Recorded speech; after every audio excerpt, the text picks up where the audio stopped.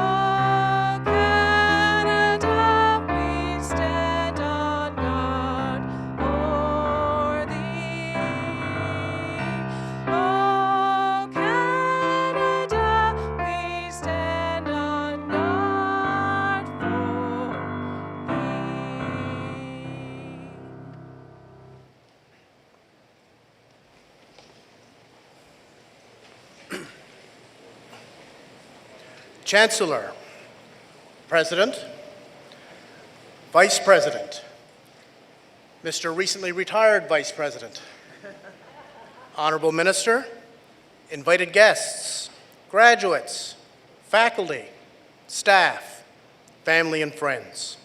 It is my great pleasure to welcome you to this most special day of our academic year. My name is Adam Courage, a faculty member in the Marine Institute School of Maritime Studies, and your Master of Ceremonies for this afternoon. For our regular graduation attendees, I'm standing in for Dr. Angie Clark, who has taken on registrar duties for this ceremony.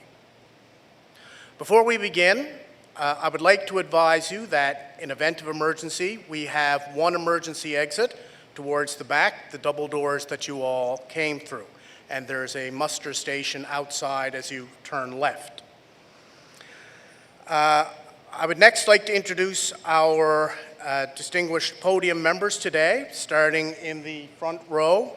To my immediate left, your right, we have Dr. Angie Clark, Associate Vice President for Academic and Student Affairs pro tempore. We have the Honorable Tom Osborne, Minister of Education and MHA for Waterford Valley. Dr. Rob Shea, Vice President of Memorial University with responsibility for Marine Institute. Dr. Vianne Timmons, President and Vice Chancellor of Memorial University. Dr. Susan Dyer Knight, Chancellor of Memorial University. And congratulations, Chancellor, on 10 years of service, and we wish you well on your impending retirement.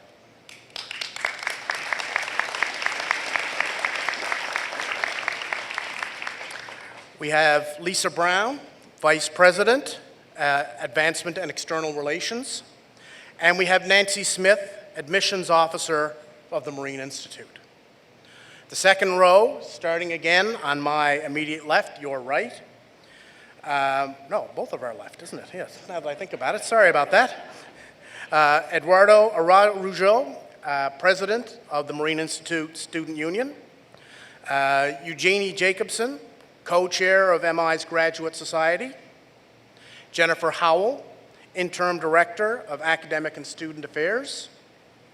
Nathan Mullins, who will be giving the student address this afternoon. He's a student, or a graduate, excuse me, in nautical science. Kevin Anderson, the head of the School of Fisheries. Captain Fred Anstey, the head of the School of Maritime Studies. Jay Raghunathan, Assistant Head, School of Ocean Technology, and Lori Skinner, Associate Vice President, Administration of Finance of the Marine Institute.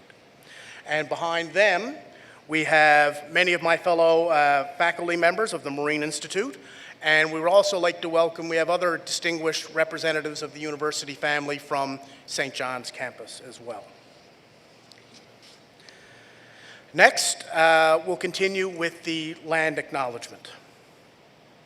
I would like to respectfully acknowledge the territory in which we gather as the ancestral homelands of the Beothuk and the Mi'kmaq. I would also like to recognize the Inuit of Nunatsiavut and Nunatukavut and the Innu of Nitassinan and their ancestors as the original people of Labrador. We strive for respectful relationships with all the peoples of this province as we search for collective healing and true reconciliation and honor this beautiful land together.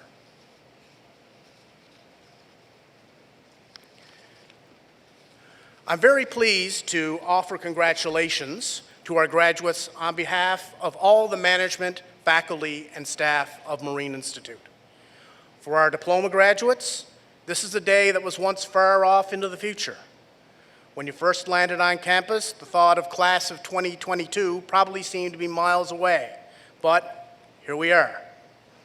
Our technical certificate and advanced diploma students may not have made the same length of journey, but like all MI students, your days here were long, yet the weeks and months passed by very quickly. This is, quite rightly, a very proud day for you. Some of you may be just figuring out how important this day is for your parents, grandparents, and other loved ones. I know that our graduates are feeling many things today. The relief that this day has arrived, the nervous excitement of starting a new chapter in your life, and the mixed feeling of saying temporary goodbyes to classmates who have become good friends. However, there's no mistaking the pure joy on the faces of those who are able to be here with you today. And we certainly hope to maintain that spirit of joy and celebration throughout the rest of today. I would now like to call on the Honorable Tom Osborne, Minister of Education for the Government of Newfoundland and Labrador, to bring greetings from the province.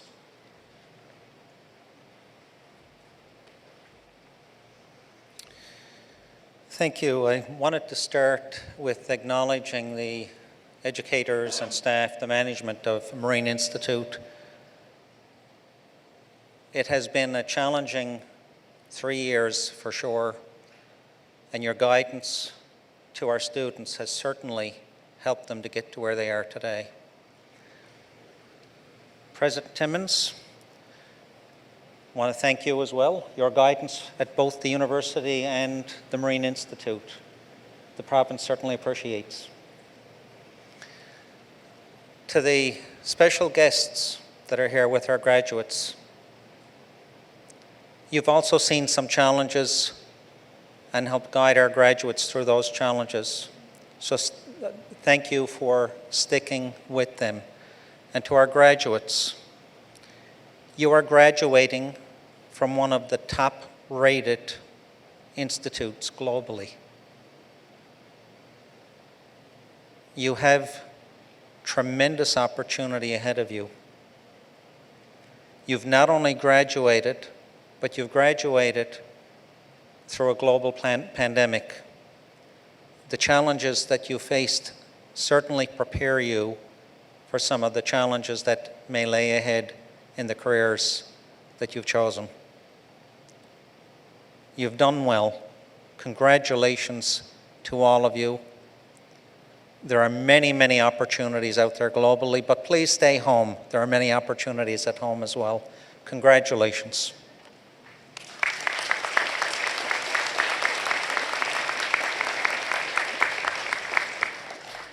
Thank you, Minister Osborne, for your greetings, and thank you to the Government of Newfoundland and Labrador for their continued support. Before I call upon Dr. Vianne Timmins to bring greetings, I would like to offer congratulations to her on behalf of the Marine Institute. Dr. Timmins took office as Memorial's President and Vice Chancellor in April 2020, but the pandemic prevented her formal installation until earlier this month. Dr. Timmins, I hope that you found it was worth the wait. It was certainly a very enjoyable ceremony at Memorial's Convocation. And with that, I would like to call upon Dr. Vianne Timmins to address graduation.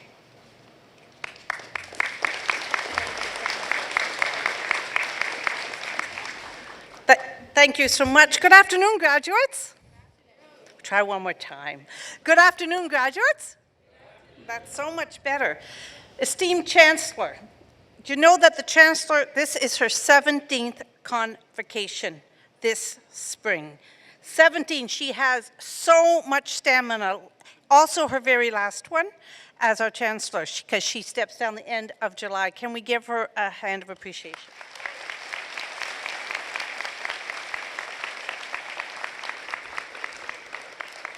Minister Osborne, it means so much to us that you are here today. You know that our minister said to me, I'm going to have somebody from government at every one of your convocations. And he almost succeeded, really close. But it was noticed and appreciated. And so the minister, a busy man, is here today. Thank you on behalf of all. It shows your support for Memorial University and Marine Institute.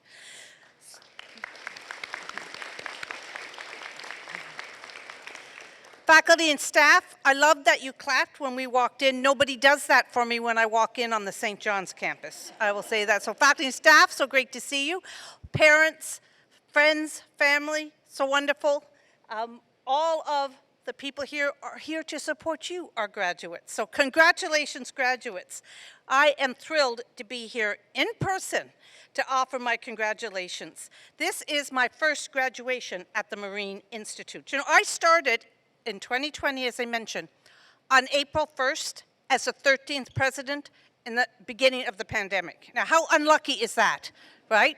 13th, April 1st, pandemic. People were introducing me as a pandemic president. Now, I don't know what they're going to introduce me like now. That maybe we'll have it over. But as you, it was a difficult time. You, as our students, you experienced what is arguably the greatest societal upheaval of our generation. In the middle of your program, or near the end of your program, or in the beginning, could be anywhere. We sent you home because it was 2 years. We sent you home. We said you're going to have to learn remotely. And how many of you found that tough? You're nodding, yes. I found it tough too, working remotely. But what did you do? You persevered. You knew how important it was to finish your program, to keep moving on your educational path. Some of you to start your careers. And that adaptability and commitment is good news for all of us, because you will use your skills and training to build a better future. And most of all, you give us hope. You give us hope because you manage through this. Now today, to everyone in the audience, we're going to make lots of noise. We're going to hoot and holler for these grads as they walk across the street. You think we can do that? We can really hoot and holler for them? And graduates, you too. We should hoot and holler for all of your professors, your teachers who helped and supported you, your families, everyone here. Let's give them a big hand and let me hear you.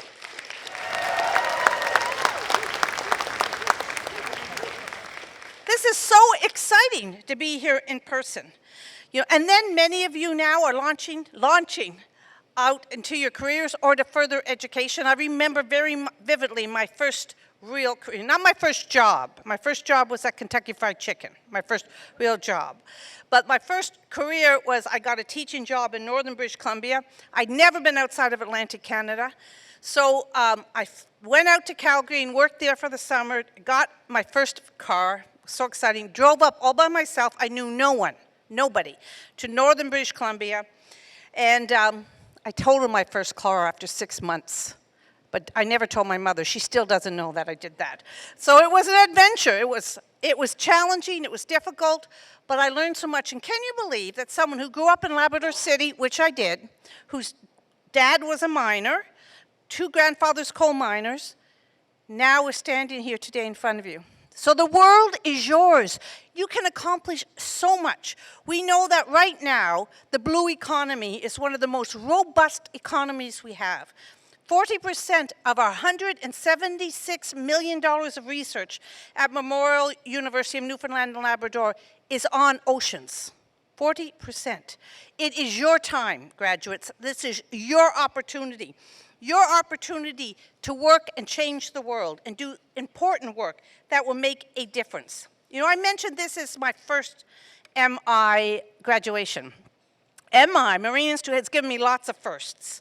For example, when I became president in 2020, the Marine Institute, Glenn Blackwood, nice to see you, Glenn, took me on a tour of the facilities on this campus and Holyrood, Foxtrap, Stephenville. We went everywhere. We went everywhere. It's that song, We Went Everywhere, Man. Isn't that a song we did? So I got on the bridge stimulator and I drove a ship. Does it say drove? What do you say?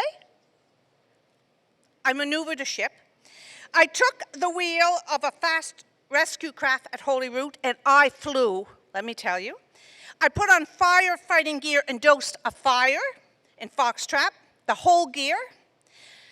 I scaled and rappelled down a rescue tower in Stephenville. Now let me tell you, that was a tricky one because I did climb up. I had white pants on.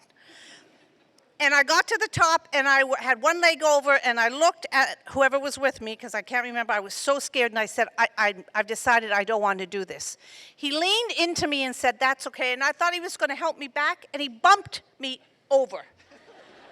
And I had to rappel down. It was terrifying, but lots of firsts at the Marine Institute. But I decided that the challenge and adventure is worth it. And I know you are too. You're excited about the challenge in front of you, the adventure in front of you, and you don't learn by doing easy stuff, do you? You learn by doing challenging things. When you get outside your comfort zone, that's when strength of character emerges.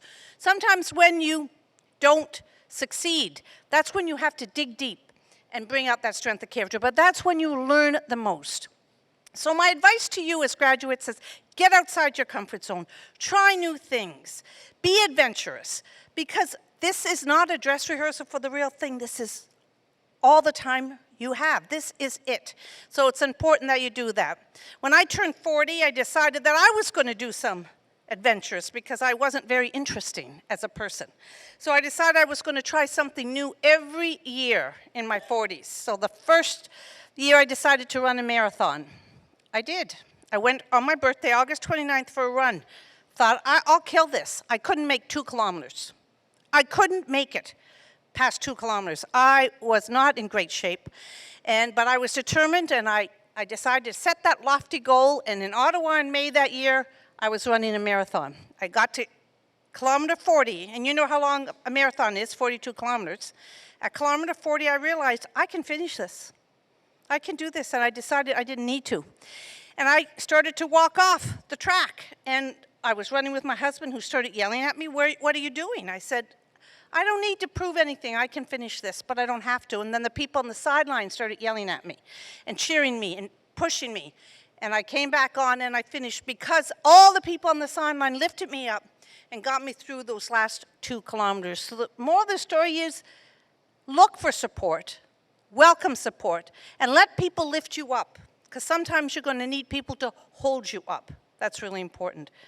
The next year, I decided I was going to learn to ride a motorcycle. And I did. I took lessons, I got my motorcycle license, and I hated it. There was nothing scarier than seeing that pavement when you're going 100 kilometers an hour. How many of you ride a motorcycle? Is it scary sometimes? Oh. It was to me. I decided I was never going to ride a motorcycle. Mother's Day that year, my husband bought me a motorcycle. Then I had to ride it until my son turned 16 when he told me he couldn't wait to get his motorcycle license. On his birthday, I sold it. There was no way I was going to do it. So life is interesting. Try new things. Make sure that you're adventurous in life, because that's what makes you a leader. And you are the leaders who are going to move some of the largest objects on our planet. You are the leaders who are going to explore and map the deepest areas of our oceans. And you are the leaders who are going to protect our waters and feed the world through sustainable and healthy food production. You are critical leaders for our future, aren't they? Aren't they, audience? You are.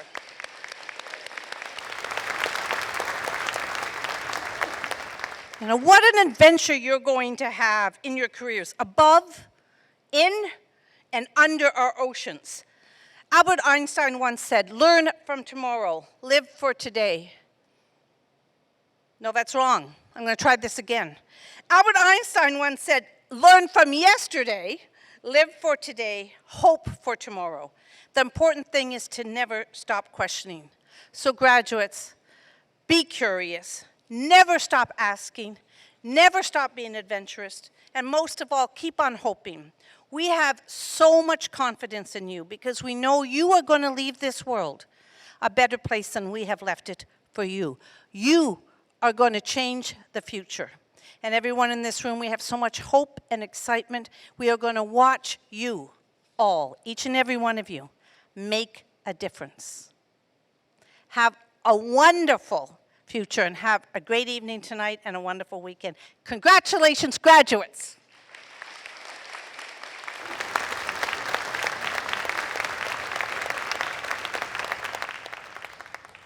Thank you very much. Thank you very much, Dr. Timmons, for providing those kind words to our graduates today. Marine Institute received some big news this past year as our own Dr. Rob Shea officially became the Vice President of Memorial University for the Fisheries and Marine Institute. That happened on January 1st. He had been serving as acting Vice President since the previous September when he took over for Mr. Glenn Blackwood, who it's great to see you here today, Glenn. It is now my honor to invite Dr. Shea to deliver his first ever graduation address.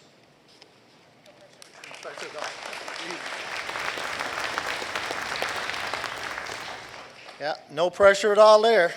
If I screw this one up, I don't know if I'm fired. Is that the idea?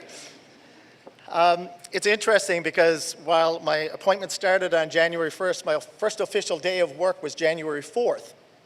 And so that Monday of the New Year weekend was a holiday. So I heard at about 11 o'clock Monday morning that there was going to be a snowstorm on Tuesday, which was my first day of work. So I made a few phone calls around and said, so who closes the building? Is it me or is it somebody else? What do we do? They said, no, we've got all that under control. Don't worry, we might get a snowstorm, we might not. At about 2 o'clock that afternoon, the Chief Medical Officer of Health said, we're going from alert level 3 to alert level 4, and we're sending everybody home for the month. My first day on the job, we closed the building and the university because of a snowstorm, and we went from alert level 3 to alert level 4, and we sent everybody home for a month. So Dr. Timmons, might have been April 1st, 2020, but we both had similar experiences on that one at beginning those days. Dr. Timmons mentioned about the people clapping coming in, and I think that's just one of the really wonderful pieces of the community here at the Marine Institute. But Dr. Timmons, it's quite interesting. I keep telling people that we meet, they say, how's your job going? I said, I actually have the best job in the province, bar none. Because every morning I come in through those doors and people clap for me. Every morning. And actually when I leave in the evening, they're clapping too. So it's all a really good place to work. I think too that as we talk about courage, and Dr. Timmons has her theme of courage, and you need to challenge yourselves, and you have challenged yourselves. And the pandemic has challenged all of us, but it's challenged you because we asked you to go home, we asked you to come back, we asked you to go home again, then we asked you to come back. It's been all this roller coaster. But in a lot of those ways, you've built resilience and you've built courage. But Dr. Timmons, I'm not too sure if you know this, but while you were out with Mr. Blackwood traveling the province, I got a live feed of you coming down and rappelling down that thing. It wasn't a good moment for me. I was about to call our Chief Risk Officer, who is here today, Greg McDougall, and say, are we insured for this? We could lose a president, and it's because of the Marine Institute we're going to lose a president. He said, nah, don't worry about it, you're good to go. So I'm really glad you made it down. I'm really glad you made it back, and the last 2 years have been an absolutely wonderful experience for us. I want to say special attention to and thank Minister Osborne for being here today. Minister, it's absolutely wonderful to see you. Great fan of the Marine Institute, and he was here for a skills competition, I think, 3 years ago before the pandemic hit, and absolutely amazing to embrace the community that is the Marine Institute. Chancellor, Dr. Susan Dyer-Knight, absolutely wonderful to see you again. Dr. Knight, as the President has said, this is her last official graduation, so we're really wonderful to have her here, and I'll say a few words a little bit later. Lisa Brown, our Vice President of Advancement and External Relations, and Ross Butler, Ross, if you can give just a wave. Ross Butler is representing our Marine Institute's Industry Advisory Committee here today. So I just want to say too, welcome to the faculty, staff, parents, grandparents, partners, significant others. You don't go through any kind of a program in post-secondary studies without a lot of support from people. And it goes without saying that in some places as we move forward in the community, you're a part of this community as well. It's just not our graduates today, it's each and every one of you sitting in this room because you've been a part of our community for the last number of years. And you will continue to be a part of our community because all of these wonderful smiling faces, you can smile, like Okay, you can smile. It's good. It's a good day. The ability to be a part of this community is not just our graduates, it's all of you as well. So always feel that our doors are open. Because the Marine Institute, as I've always said when I travel and when I do presentations, the Marine Institute is Newfoundland and Labrador's Marine Institute. It is Canada's Marine Institute, it is the world's Marine Institute. So the doors are open. Now they're closed between 11 in the night and 6 in the morning, but other than that, you're good to go. Well, actually, these students might know that sometimes I come in at 11 o'clock in the night, or I'm leaving at 11 o'clock in the night, and they're still wandering around the building, or they're at the front door waiting for skip the dishes or a pizza to be delivered. So it's always interesting to see the vibrance of this community. You know, it's interesting when we look at the resilience of what has happened and the completion of assignments and the remote work and the remote learning and what you've gone through. I think there's an opportunity for you to talk about that with employers when you go forward for interviews. It's an opportunity for you to talk about that in your cover letters. That applied piece is not just your education, it's not just your training, it's your ability to synthesize that into a cover letter and an interview process. And Bernie Brockerville is here from our Office of Career Integrated Learning, and Bernie would know full well that industry is about you being able to talk about your competencies and skills. So congratulations for getting to this point. I want to say, too, that it's interesting as we celebrate our students' achievements and opportunities. In 1964, the Fisheries and Marine Institute was, developed. And interestingly enough, and, we're talking about my first day and the president's first day, the first day the Marine Institute was supposed to be open, Minister, was January 11th in 1964. And guess what? We had a snowstorm. So our actual official day is January 12th. So I think as we look forward to that process and looking at the ups and downs, there's always need for resilience, no matter how old we are and what we're doing. One of the things on the mission statement outside these doors that's on the wall right next to the Grand Banks facsimile is the ability of our mission statement at the Marine Institute. And we are probably the only post-secondary institution in Canada that in its mission statement has economic development in its first line. And we're true to that. If you go down to Hermitage and Harbour Breton and you look at aquaculture facilities, we were there from 1992 on. It's the ability of our trainers, our educators, our instructors, our research scientists, and everything else that's there. So I think that's an absolutely wonderful piece, and you're a part of that world. This is the UN Decade of the Oceans. We're about 2 years in now, and I think when you look at what we've done and where we are, the ocean's future is, as the President has said, 40% of research funding at Memorial is on oceans. And it's the UN Decade of the Oceans. The UN just doesn't set up any decade, willy-nilly. It's a lot of focus on it. We had a Blue Economy Symposium, a number of students participated in that in the fall, and that was absolutely amazing to talk about not just economic development, but sustainability, climate control, climate change, all of those kind of things, water quality, all the things that we are part of that we sometimes take for granted because we're so close to the ocean, and we can touch it each and every day, and most of us do. This month, a team of 3 ocean mapping students placed 3rd in an international speed mapping challenge. Teams from 5 countries spent a month reinventing the way navigational charts are produced. Top 3 in the world. We have a number of students, 3 marine engineering design students, and I apologize for the 3 marine engineering design students because I was on a panel with the president of Equinor and others at Energy NL conference, and I knew they were in the office, but the audience, but they didn't know I was going to do it. But just think, 3 of them were at a table. I get up to do my keynote, and I out them. I say, could so-and-so stand up? Yeah, so-and-so, and they're looking at me like deer in the headlights, like, is it me? So they all stood up, and I said to all the masked people from industry there, I said, you know something? This is the future of energy in Newfoundland and Labrador. And they got a round of applause, and lo and behold, I met one of their parents 2 days ago who said, oh, by the way, my son was at the table, and I heard you outed him. And I said, yes, and he looked a little embarrassed when I did. He said, so many people came up to him, they were ready to offer him jobs that day. So when you think about the power of networking, when you think about the power of your education, your training, this is what the world you're entering into, and I'm so, so proud of you. One of the things that you look at, too, when you look at the MATE competition. So MATE competition is an ROV competition. We work with young people in grades 6, 7, 8, and 9, 10, 11, 12, and we work with them when they come to post-secondary. Mount Pearl Senior High won the MATE competition this year about 4 weeks ago here in our flume tank. So they put together an ROV, they participated in the competition, they won. That team is now in California participating in a world ROV competition. Just think of the opportunities you get. And Glenn Blackwood has a screenshot, I believe. I still haven't seen it, but it was a MATE competition a number of years ago. And the Marine Institute team beat out the Massachusetts Institute of Technology, MIT. So let's be proud of where we come from. Let's be proud of your training and your education. Take that education and training and parlay it into any opportunities you want to do in the world. You know, one of the interesting things too is that students just don't do high school. When they come up, we have engineering students, we have science students, we have Marine Institute students who all come together with Eastern Edge of Robotics, and their team is also in California this week participating in that competition. Our fisheries students are participating in coastal restoration programs in Placentia Bay on eelgrass research. They're out there now, they're probably out there on boats now. Again, from a chief risk officer perspective, we do a lot of safety and training, and we put them all through lots of safety training, as you well know. So they're out there doing water quality, fish and shellfish research, and reducing the effects of climate change. One of the really interesting stories that happened in the last month was we had the Deputy Minister of Fisheries federally come down, and we were doing a tour for a couple of hours. And we had a couple of our students do a presentation because, and I think Eugenie, you were one of them, right? You were one of the students? Yeah, so we had students doing presentations. And one of our students was doing research on chronic cold water exposure on fish harvesters. Because when fish harvesters go out, sometimes they take off their gloves to pull up their nets or do whatever, and constantly have their hands in cold water. And this student came from kinesiology, is now doing a master's degree with us.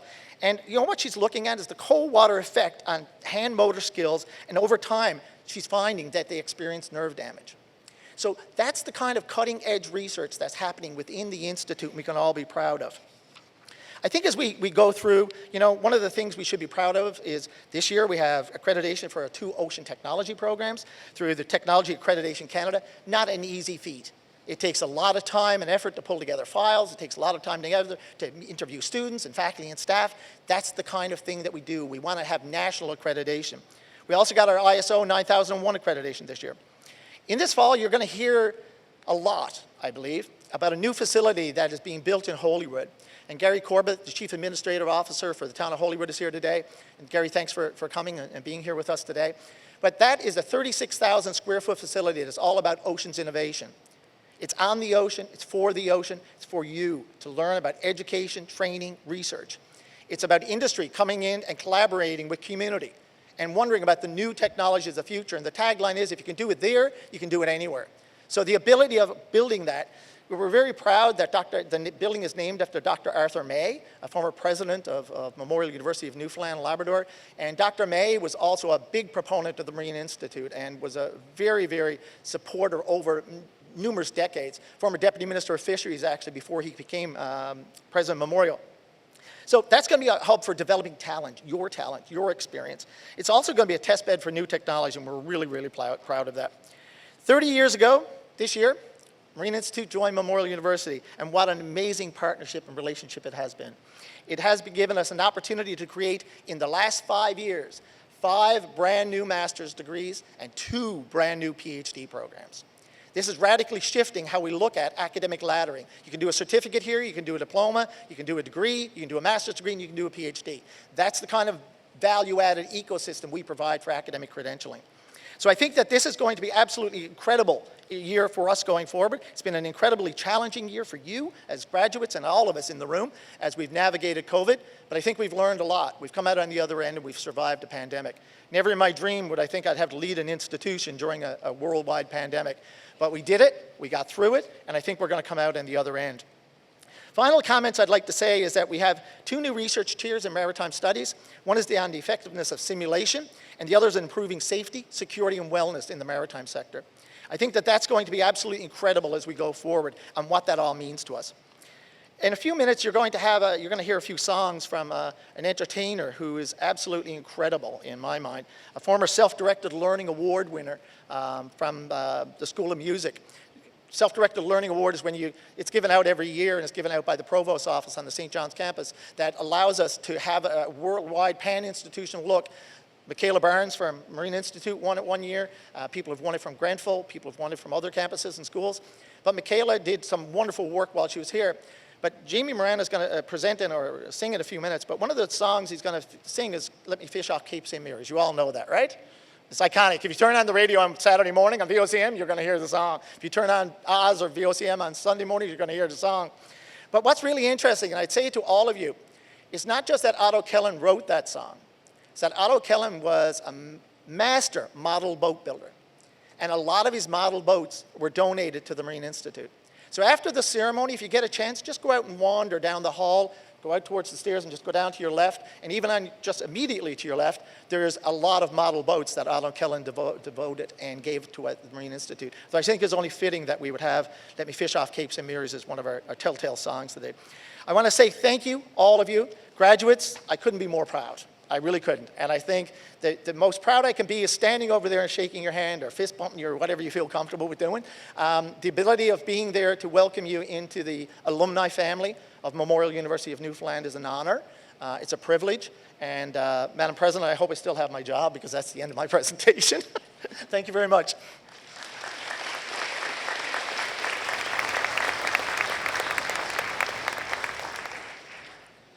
Thank you very much, Dr. Shea. First one done. Yes, done. There's a large team behind today's event, including our marketing and student affairs departments. And I would particularly like to thank our crew in the registrar's office, who tirelessly work to ensure that the graduates can receive their diplomas each year. There's quite a lot of auditing, double-checking, and triple-checking done in the lead-up to today's ceremony. I would also like to acknowledge our hard-working cleaning staff. They do great work all year, but they take it to another level each year in graduation week. The corridors are actually absolutely just gleaming today. All right, graduates, your moment is just about here. As we prepare to commence with the presentation of candidates, I would like to acknowledge the MI graduates who are not here today, some of whom may be watching online. Many are already working, others completed industry response courses, or, as undergraduates and graduate students, participated in Memorial's convocation ceremonies a few weeks ago. Also, I would like to tell our guests that we encourage you to take pictures as your graduate crosses the stage. Please do take the time that you need, but please be mindful of the cameras that are providing the stream for our ceremony. I now call upon Dr. Angie Clark, our Associate Vice President, Academic and Student Affairs pro tempore, to present the candidates for graduation.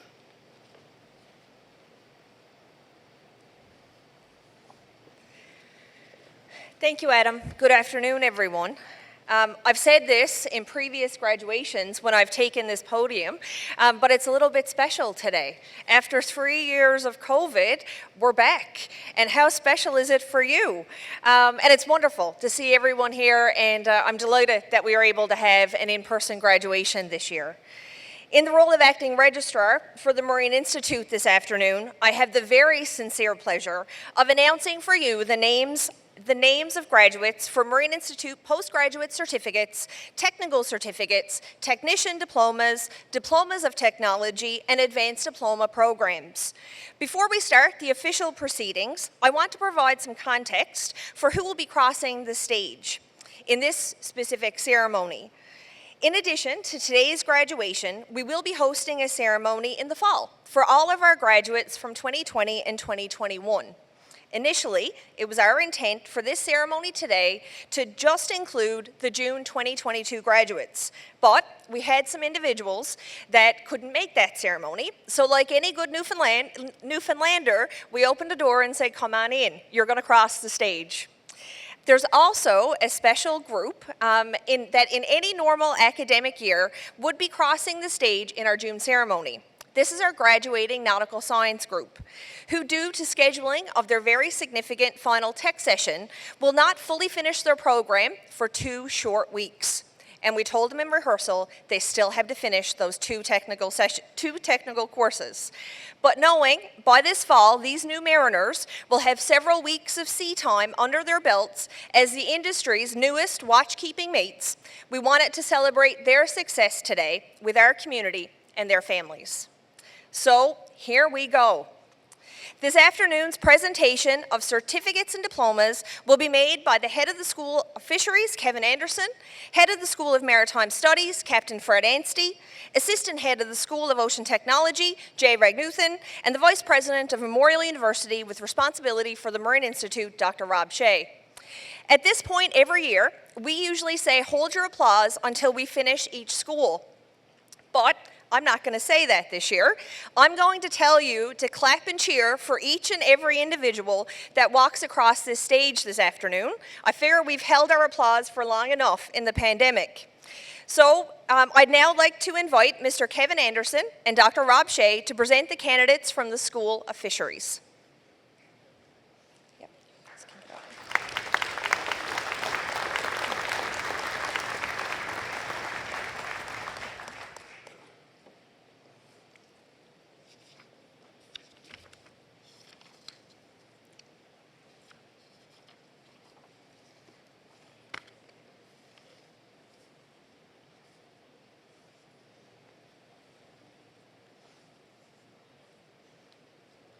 For the postgraduate certificate in quality management, Ola Uppenlango.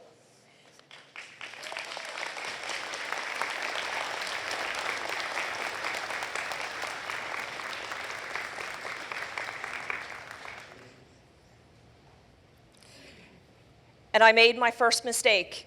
That's what you get for being acting. But I'll only make it once. I forgot to say Lola's hometown. So she's from Ogun State in Nigeria.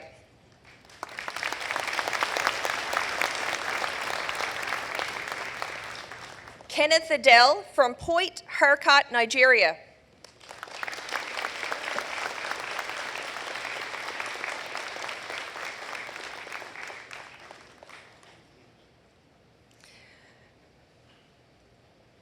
For the Diploma of Technology in Marine Environmental Technology, Janice Costello from Harbour, Maine, Newfoundland.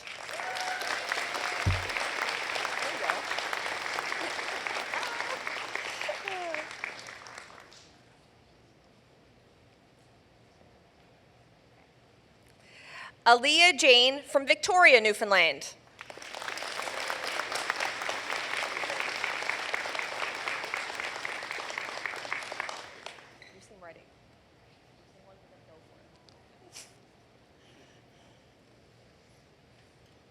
Janine O'Reilly from St. John's, Newfoundland.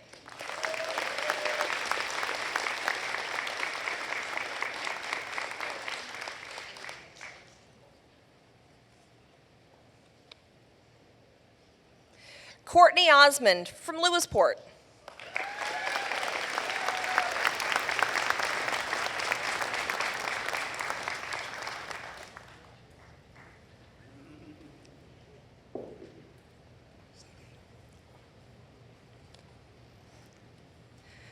For the Advanced Diploma in Food Safety, Sadia Sultan from St. John's, Newfoundland.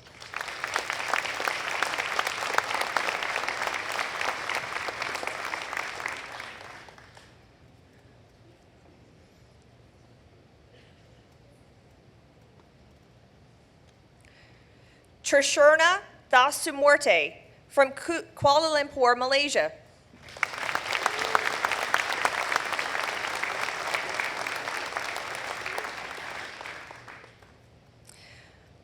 For the Advanced Diploma in Sustainable Aquaculture, Juan Lasada from Bottega, Colombia.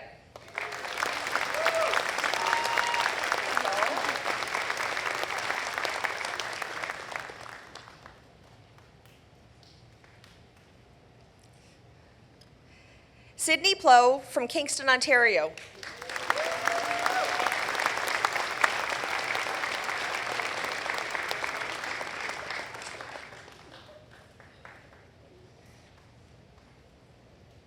Andrew Tucker, Toronto, Ontario.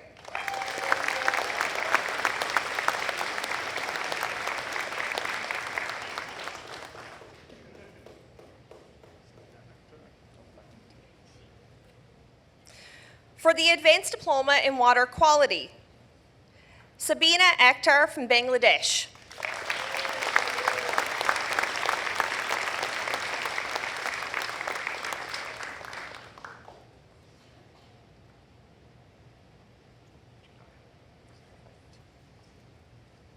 Janaya Hussain from Deccan, Bangladesh.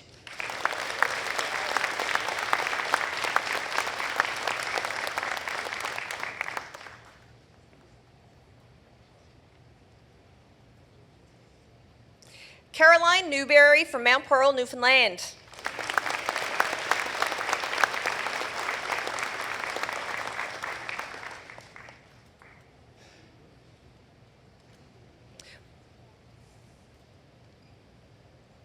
Brandon Boone from Witless Bay, Newfoundland.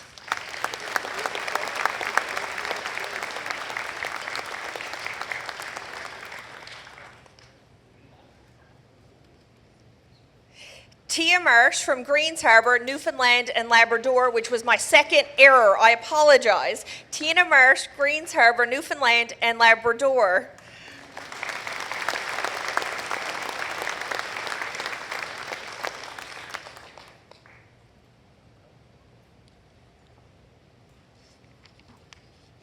This concludes the presentation of certificates and diplomas for the School of Fisheries. Thank you, Kevin.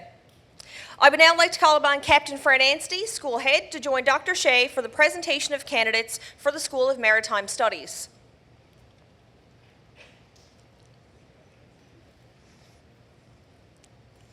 For the Technical Certificate in Bridge Watch, Riley Petton from Port de Grave, Newfoundland and Labrador.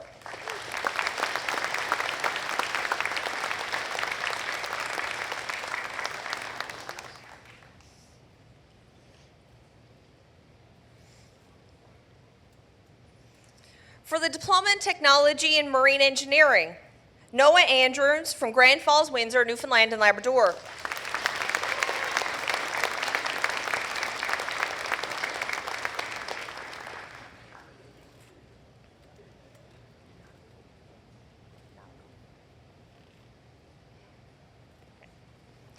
For the Diploma of Technology in Nautical Science, Matthew Chippett from Clarenville.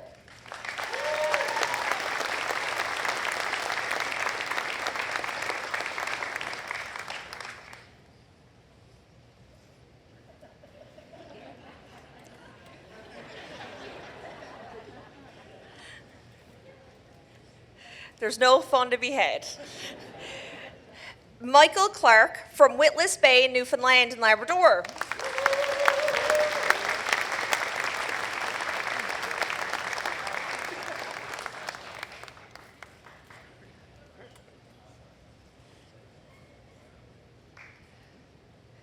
Clara Doan, Yarmouth, Nova Scotia.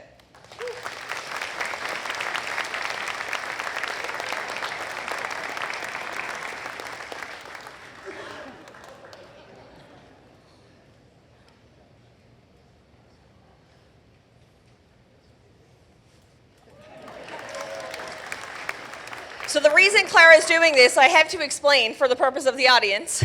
Clara's dress is actually pictures of her whole experience at Marine.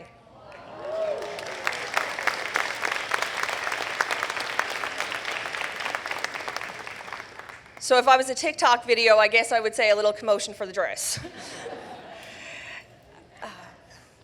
Thanks, Janine, I appreciate it. Thanks.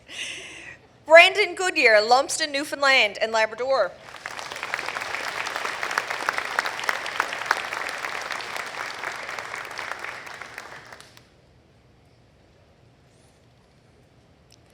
Aaron Goodyear from Lumsden, Newfoundland and Labrador.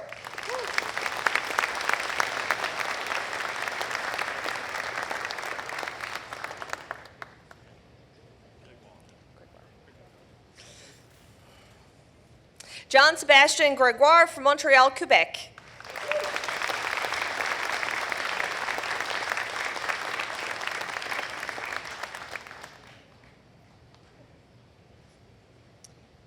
Blake Lovies from Carbonear.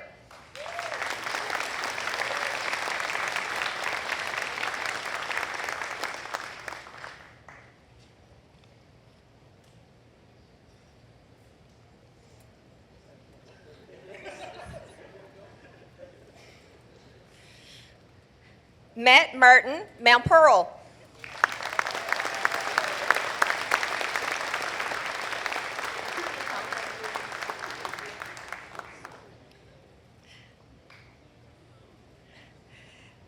Colin Miller, Grand Falls, Windsor.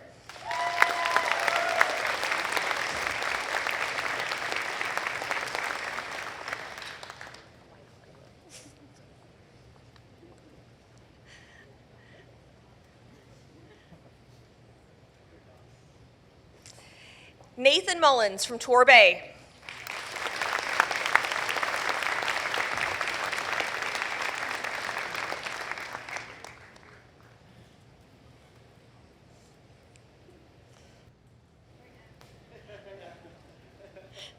We got to even out the picture, folks.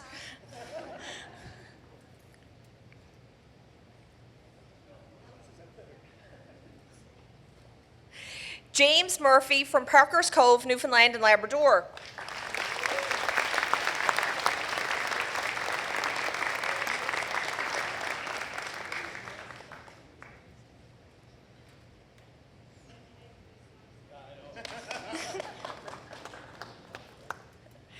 Benjamin Noonan from Paradise.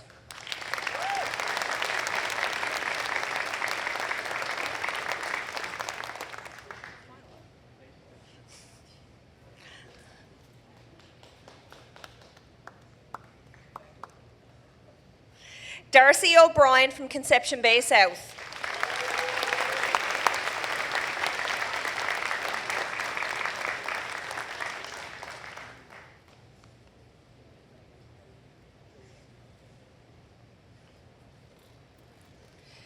Kyle Whalen from Cape Royal.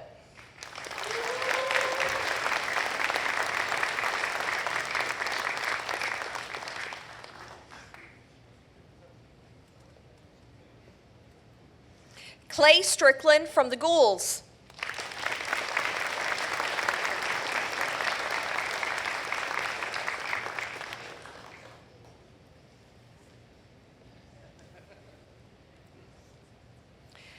Christian Bailey, Mount Pearl.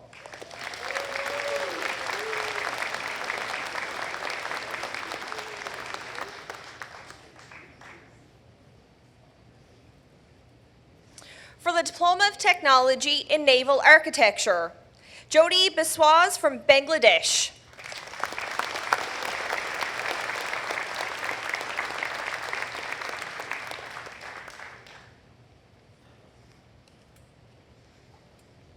Jennifer Clark from Whitburn.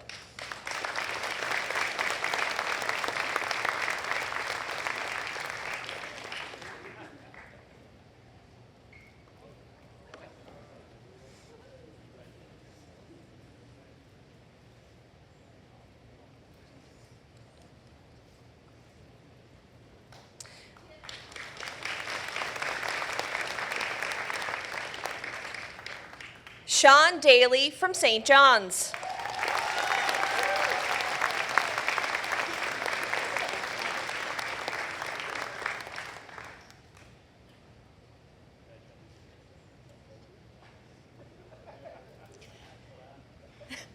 Matthew Davis, St. John's.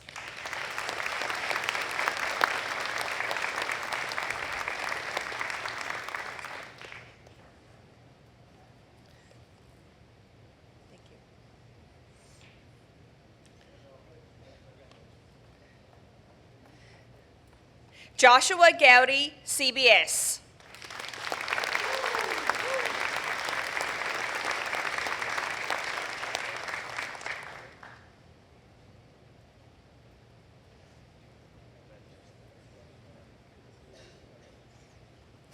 Alan Heath from Springdale, Newfoundland and Labrador.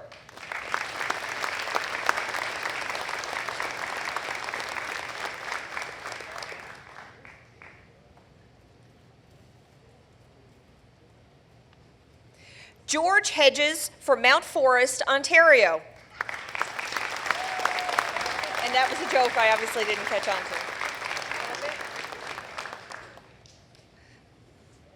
I think I'm going to have to get an atlas and look up if Mount Forest or whatever I just said is his hometown is real. I don't think it is. There's geographers here somewhere in the back. We'll consult later. Nathan LeDrew from Conception Bay South.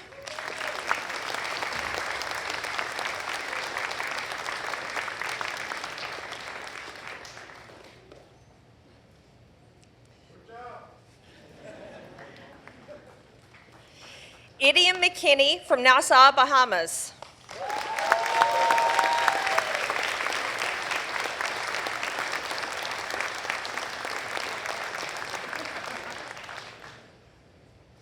Bradley Mugford from Plate Cove East.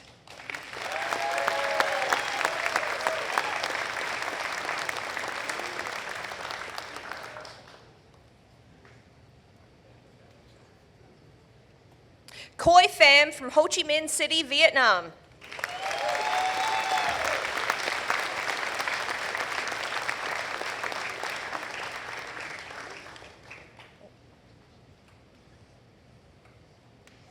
For the Diploma of Technology in Marine Engineering Systems Design, Jared Hedge from St. Philip's.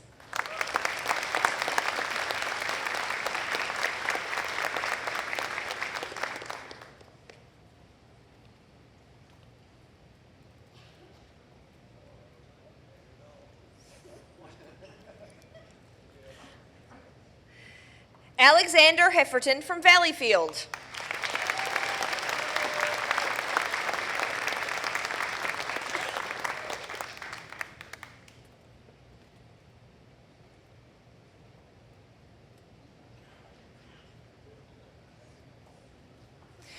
Raylene Hood from St. John's.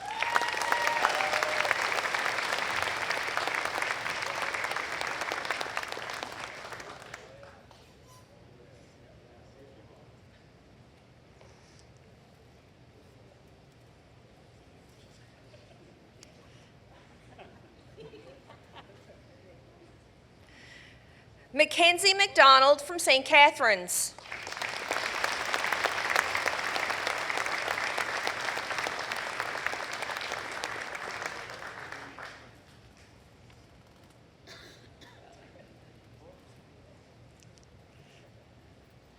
Ty Raina Clark from Cupid's.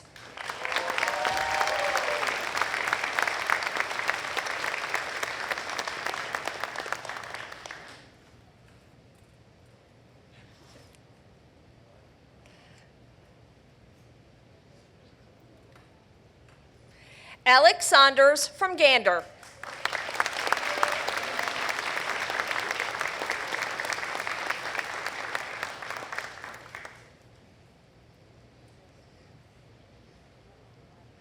This concludes the presentation of certificates and diplomas for the School of Maritime Studies. Thank you, Fred. I would now like to call upon Jay Ragnuthan to join Dr. Shea for the presentation of candidates from the School of Ocean Technology.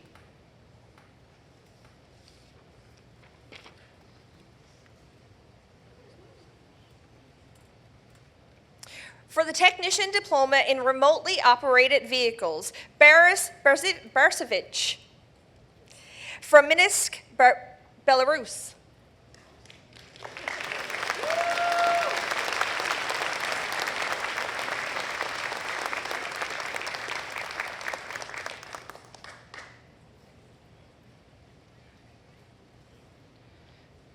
Anton Mepp from the Port of Spain, Trinidad and Tobago.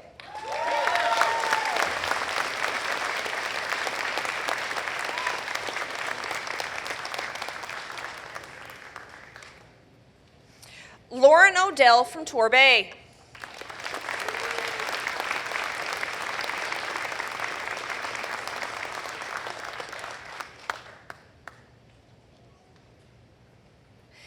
Evan Wheeler from Corner Brook.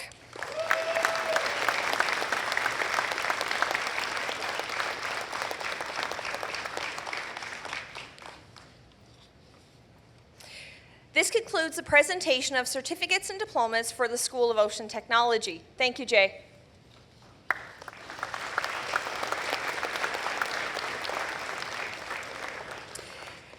Next, we will present the Marine Institute Bronze Medals. In recognition of academic excellence, the Marine Institute awards a bronze medal to the student receiving the highest average in the final year of each diploma and certificate program. As I noted in my earlier remarks, all students are not finished at this point in 2022. So all remaining medals, including the Governor General's Medal, will be awarded in our October ceremony. However, we are able to award some of our 2022 medals, and will do so now. The medals that are to be presented in this ceremony today will be awarded by Dr. Rob Shea.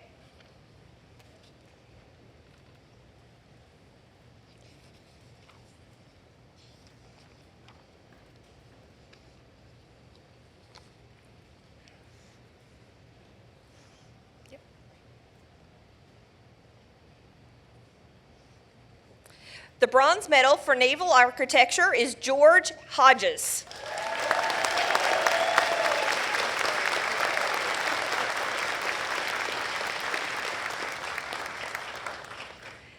The bronze medal for Marine Engineering Systems Design is Jarrett Hedges.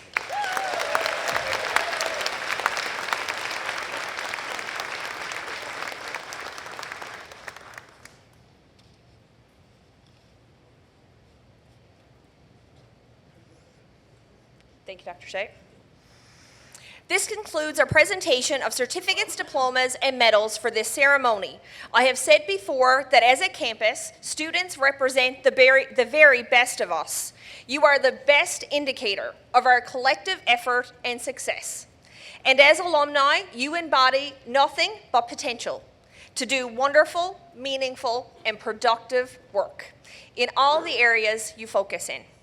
I offer you a genuine and heartfelt congratulations. You've battled through a pandemic for this, and this accomplishment is something that you should be extremely proud of. I also want to say an extra special thank you to the community that put together this event. As you can imagine, to the individuals that may have been playing basketball on Monday, this doesn't look like this every day. And operationally, to get the event is an effort and a feat. And their extra effort and work never goes unnoticed and is very much appreciated. The strong community at the Marine Institute supports you, not only through your program, but in events like today. Thank you.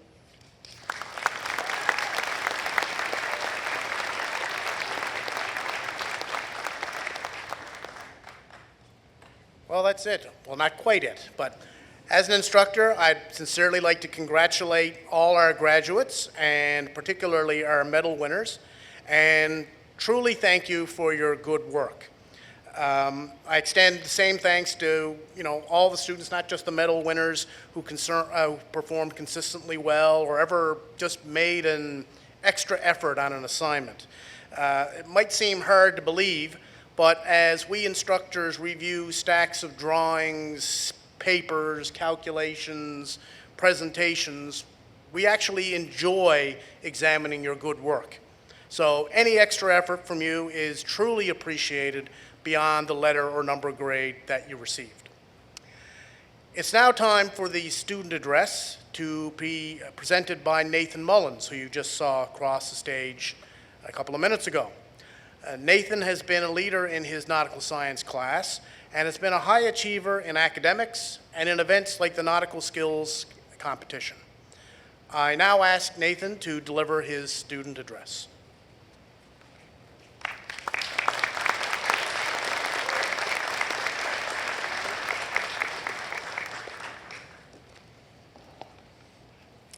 Thank you.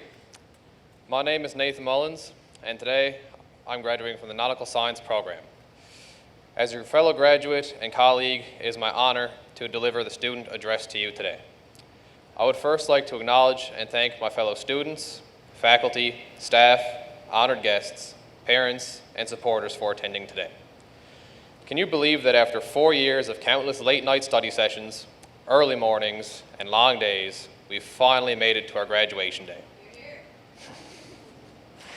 Take the time today to enjoy what a momentous occasion this is and to reflect on all the hard work and dedication that it took to get here. In a few short moments, the graduation ceremony will conclude, bringing to a close our time as students of the Marine Institute. We should all be proud to call ourselves alumni of such an amazing organization. My journey at the Marine Institute began while I was still in high school and researching different post-secondary options. I was not quite sure what I wanted to do after high school until I came here for a tour of the Marine Institute. That is when I first learned that we have a world-class educational institution right here in our own province. That is evident by the fact that we have students who come from all over the world just to attend the Marine Institute. In my class alone, we have students from most provinces in Canada and even as far away as Africa and the Bahamas. While in my last year of high school, I was invited to attend the Nautical Skills Competition. This is an annual event which is hosted by the Master Mariners of Canada and MI and is sponsored by various industry partners.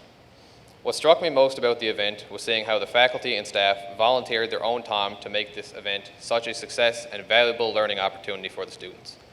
It was then that I realized how dedicated the instructors are here. They have always gone above and beyond to help ensure our success in our programs. I was also impressed to see the students from all years of the program working together in groups and learning from one another. This helped solidify my decision to attend the Nautical Science program at the Marine Institute. Since attending as a high school student, I've participated in the nautical skills competition every year that has taken place. And I'm proud to say that this year, our team finally won.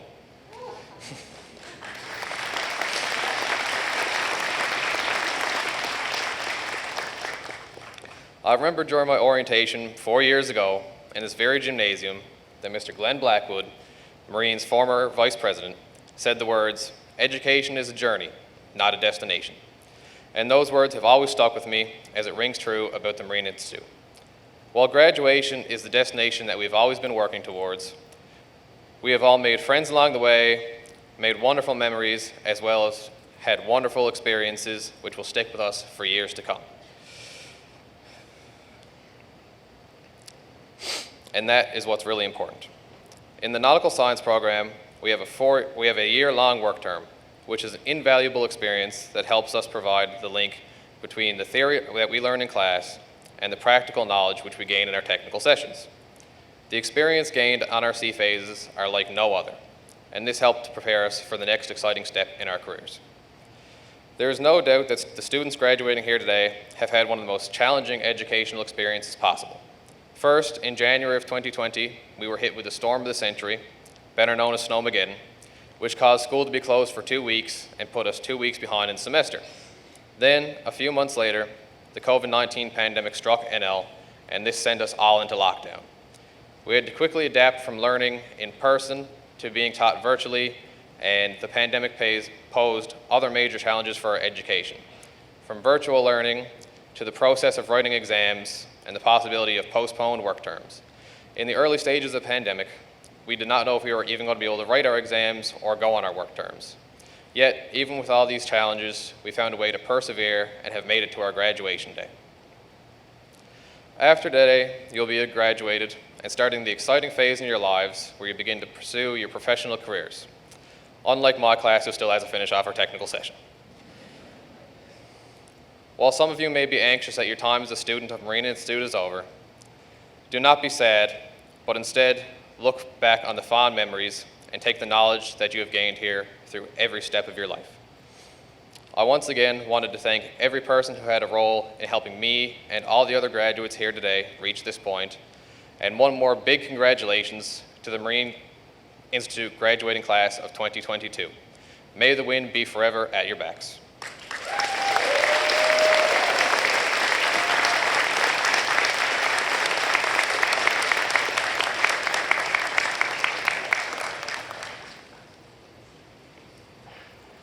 Well done, Nathan.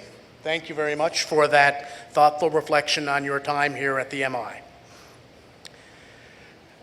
Now, we are going to have a new addition to our program this year, a musical interlude to take a little time to relax and enjoy what's going on around us. And it'll be featuring Jamie Moran. And Jamie's from Pooch Cove and a recent graduate of the Munn School of Music percussion program.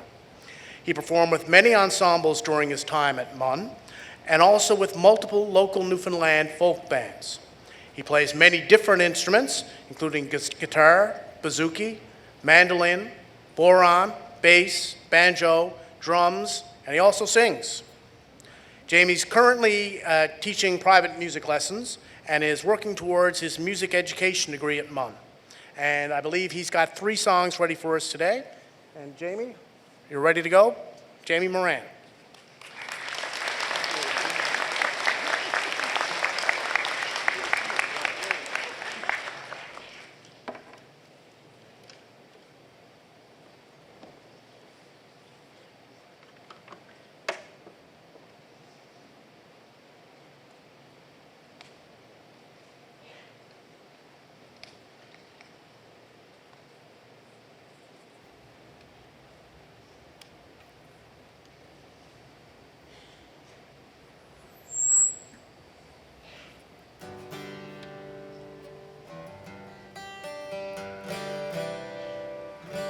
Good afternoon, folks. I don't think my mic is on, maybe. Good afternoon, folks. I think the mic is working now. Okay, excellent, lovely. Okay. Okay. So Dr. Clark reached out to me a little while back to come in and play a few tunes for you all, and I was thinking, okay, yeah, but what exactly would you like me to play? And we kind of got to, talking about stuff, and she said, well, we would like you to do a couple of like Newfoundland folk songs that talk about like the sea and like the water and that kind of thing. And I was saying to her, I said, that might be a little bit difficult to do. And she said, well, why? And I said, because there's hundreds of Newfoundland folk songs that exist and are performed constantly, and there's not one written about the water or the sea. Which of course was a joke, but I actually sent her a list of probably 12 or 13 songs. I was like, here, pick. But anyway, this first song is a more kind of recent Newfoundland folk song. Been around for about maybe 40 years or so. It was written by Jim Payne. It's called Wave Over Wave.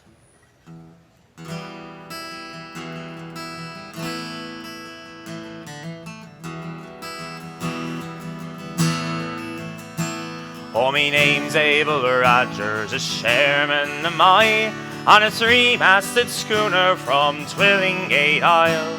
I've been the world over, north, south, east and west, but the middle of nowhere's where I likes it best. Where it's a wave over wave and sea over bow, I'm as happy a man as the sea will allow. There's no other life for a sailor like me, but to sail the salt sea, boys, sail the sea. There's no other life but to sail the salt sea. Well, I leave my wife alone, only 10 months on the air, where she built me a home and raised my children there. She'd never come out to bid farewell to me, or ken why a sailor must sail the salt sea. Where it's a wave over wave and sea over bow, I'm as happy a man as the sea will allow. There's no other life for a sailor like me, but to sail the salt sea, boys, sail the sea. There's no other life but to sail the salt sea. Well, the work it is hard and the hours are long, but my spirit is willing, my back it is strong. And when the work's over, the whiskey will pour, we'll dance with the girls upon some foreign shore.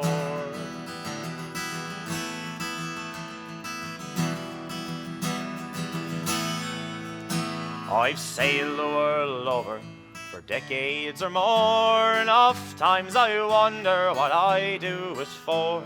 I don't know the answer, it's pleasure and pain, but with life to live over, I'd do it again. Where it's a wave over wave and sea over bow, I'm as happy a man as the sea will allow. There's no other life for a sailor like me, but to sail the salt sea, boys, sail the sea. There's no other life but to sail the salt sea.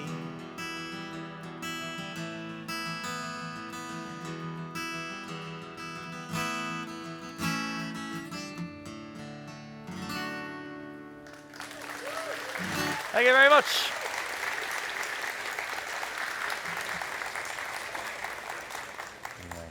There's another tune that I'll do now. It's another kind of a slower one. I'll give you time to kind of reflect, I guess, upon why we're all here today, of course, celebrate the graduating class. I would like to extend my formal congratulations to you all. I was in your folks' shoes 3 days ago, and was doing the exact same thing. So this is your guys' day. So make sure you own it and cherish it and enjoy it. And that's my kind of very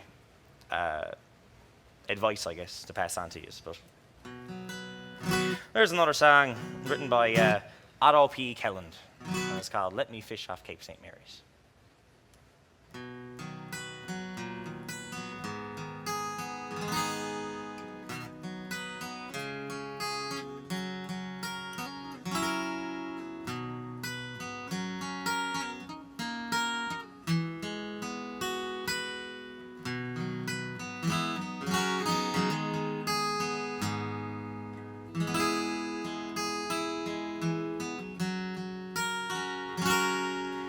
Take me back to my westernmost. Let me fish off Cape St. Mary's, where the hagdowns sail and the foghorns wail. With my friends, the Browns and the Clearys, let me fish off Cape St. Mary's. Let me feel my dory lift to the broad Atlantic combers, where the tide rips swirl and the wild ducks swirl, where old Neptune calls the numbers, neath the broad Atlantic combers. Let me sail up that golden bay, with my oilskins all a-streaming, from the thunder squall when I hauled me trow, and my old Cape Ann gleaming, with my oilskins all a-streaming. Let me view that rugged shore, where the beach is all a-glisten, with the capeland span, where from dusk to dawn you bait your trout and listen to the undertow a-hissing. When I reach that last big shoal, where the ground swells break asunder, where the wild sands roll to the surge's toll, let me be a man to take it when my dory fails to make it. Take me back to that snug green cove, where the seas roll up their thunder. There let me rest in the earth's cool breast, where the stars shine out their wonder, and the seas roll up their thunder.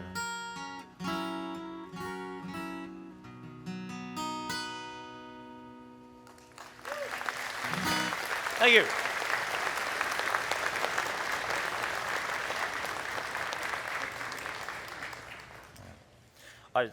I suppose you're probably thinking, is he just going to do these really slow, sad songs all day, or is he going to do a fast one? He's going to do a fast one. So, yeah. And as I mentioned too on Tuesday, as part of the postponed Convocation celebrations, I finished my music degree last year, and it's kind of weird for me to be here and playing guitar and singing, because that's not what I did my music degree in. But yeah, it's still, it's a great bit of fun. So here's one now to finish it off. It was written by one of the great Newfoundland songwriters of the 20th century, a man by the name of Johnny Burke. He wrote his most famous song is probably a song called Excursion Around the Bay, which I'm sure no one here has ever heard of. And but this is probably his second most well-known tune. And I will leave you all with this nice upbeat song, and hopefully we can keep that celebration going throughout the day. And of course, this is Friday, so we have the weekend to celebrate now as well, right? So, all right. It's a tune called The Killer Groove Soiree.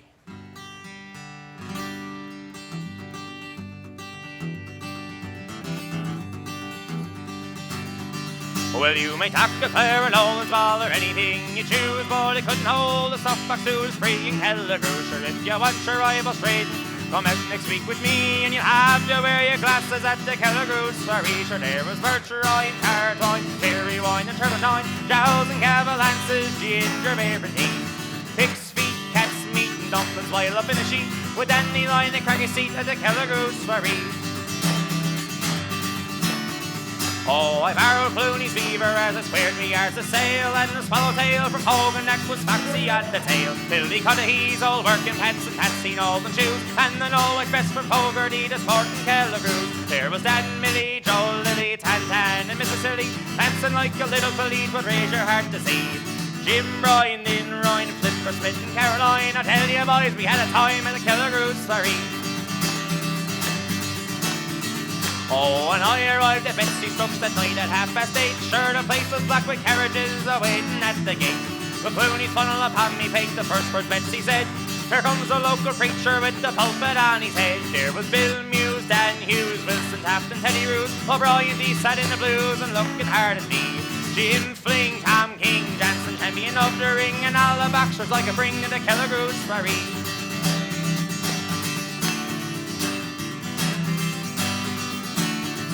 Oh, the Saratoga Lancers first Miss Betsy kindly said, sure, I danced with Nancy Cronin and her granny on the head. And Hogan danced with Betsy, well, you should have seen his shoes as he lashed the muskets from their back that night in Kelligrews. There was boiled guineas, cold guineas, bullocks' heads and pickaninnies, everything to catch the pennies you'd break your sides to see. Boiled duff, cold duff, and apple jam was in a cup. I'll tell you boys, we had enough at the Kelligrews Soiree. Crooked Flavin struck the fiddler and the hand I then took in. You should see there's Clooney's beaver and the flattened to the rim. And Hogan's coke was like your best, the tails were gone, you see. It says, I the devil, Holly, and your Kelligrews Soiree. There was Bircherine, Cartwine, cherry wine and turpentine, jowls and cavalances, ginger beer and tea. Pig's feet, cats and meat and dumplings laid up in a sheet with dandelion and craggy seat at the Kelligrews Soiree. Sure, there was Bircherine, Cartwine, cherry wine and turpentine, jowls and cavalances, ginger beer and tea. Pig's feet, cats and meat and dumplings laid up in a sheet with dandelion and craggy seed at the Kelligrews Soiree.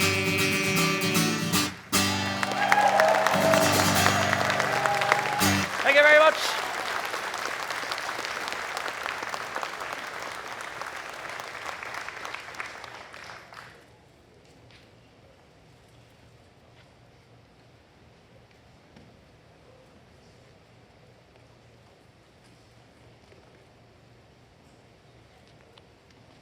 Beautifully done, Jamie. Thank you very much. I thought we might have some dancers for that last song. I don't know if that's a graduation or a convocation first, but anyway. Yes, thank you again for sharing that with us today. That's wonderful. Next, we're going to acknowledge the work of one of our outstanding faculty members. So I'd like to ask Dr. Angie Clark to return and to present Marine Institute's 2022 Dr. Peter Fisher Teaching and Learning Award.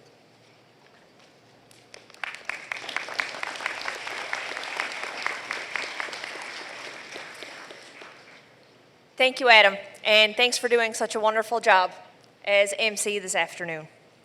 I have the very sincere pleasure this afternoon to present our annual Teaching and Learning Award. It is always special when we have the opportunity to acknowledge an influential educator on our campus. This year is extra special, as we also will be officially changing the name of this annual award to honor the memory of someone who had an undeniable positive impact on the teaching and learning enterprise at the Marine Institute campus. Dr. Peter Fisher was an incredible leader, a modest visionary, intelligent, empathetic, kind, and was consistently committed to making this campus a better place. As a faculty member and a curriculum specialist, he was unmatched in his ability to see past barriers, see the good in students, and more generally, in people. And in all reality, elevated what many thought was possible in terms of undergraduate and graduate education here at the Marine Institute. As a leader, he had a vision that we are still collectively bringing to life. Peter was also a husband, a wonderful dad, the sweetest of grandparents, and the best of friends. His family are here with us this afternoon, and I hope for them that this tribute represents our shared respect for his impact, acknowledges his significant contribution, and is something that you all too can be very proud of. It has been said that teaching is the one profession that creates all other professions. In that frame, a good teacher can make the world of difference in a person's life and to their lifelong success. I can certainly attest to being the beneficiary of Dr. Peter Fisher having impact.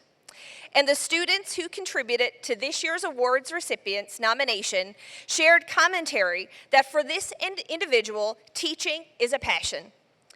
They have a genuine enthusiasm for the thematic area of their work and demonstrates a commitment to their students' learning and skills acquisition.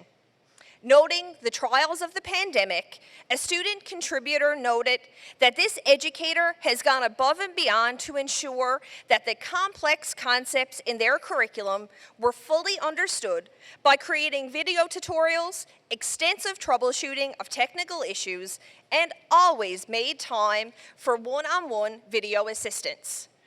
This year's recipient does not hold back from challenging his students, but a student referenced that although the workload was impressive, their clear, calm, approachable teaching style helmed the course masterfully. I would consider that high praise, and maybe a little like Dr. Fisher. For being an insightful colleague, a trusted advisor to students, and an innovative leader in their school, this year's recipient is very well deserving of this special recognition. I would now like to ask Dr. Rob Shea to come forward to present the 2022 Dr. Peter Fisher Teaching and Learning Award to Mr. Paul Elliott, Academic Director of the Graduate Programs in Applied Ocean Technology in the School of Ocean Technology.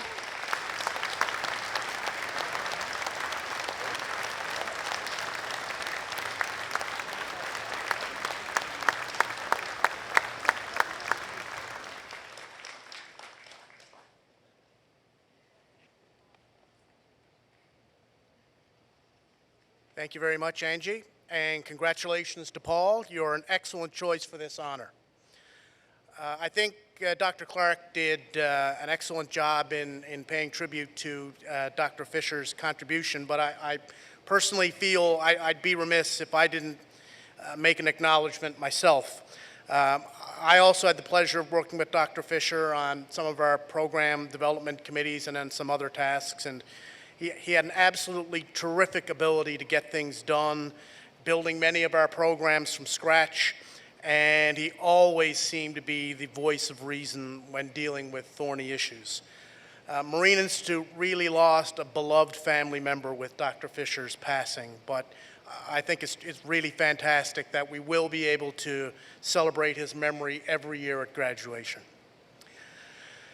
Continuing with our program, the Marine Institute is also very proud of its many impressive alumni, and you are joining that group today.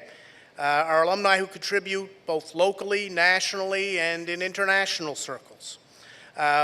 We have established the Marine Institute Alumni Award to celebrate the success of our alumni.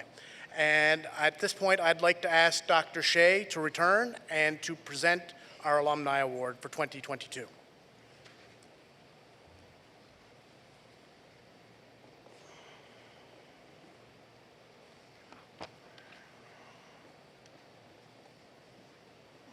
Way too many folders here.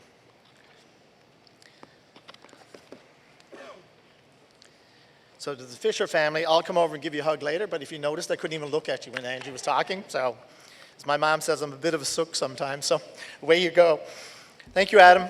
And, you know, in addition to the wonderful moments we've shared here this afternoon, we're thrilled to present the next award in person at a graduation. We've really missed being in-person graduations. You can all understand we didn't choose to be in this profession of education because we didn't like people. If you're in the teaching profession and you don't like people, you might want to get out of it. But nevertheless, we want to recognize a special alumnus this afternoon of the Marine Institute. The President spoke earlier about the strength and connections to the Memorial Alumni family, which includes thousands of Marine Institute alumni who have been shaping the global marine and oceans industry since 1964. I want to share with you the story of Ross Butler this afternoon, one MI alumnus who has made a tremendous impact on worldwide seafood industry, but remains rooted and devoted to Newfoundland and Labrador. 40 years ago, yes, 80s, I'm going to date you. Well, I was starting at Memorial in 80s. My student number is 8036204. Yeah, you don't know about that, that's right. Interestingly enough, when you look at the career that Ross has had, and I'm going to just hit on a couple of high points because there's many and we couldn't choose them all. But when he graduated from MI, this young man went to work with then the leading seafood company in Newfoundland and Labrador, which was Fisheries Products International. He had a diploma of technology in fisheries, technology, and marine products in hand. With hard work, Ross really quickly rose to the executive level where he was recruited by Cook Aquaculture, a family-owned business from Atlantic Canada. As Senior VP Development at Cook, he played a pivotal role in bringing the company to Newfoundland and Labrador and employing hundreds and hundreds of people. Ross moved to Senior VP for Ocean Choice International at the time in their development and processing operations before returning to Cook.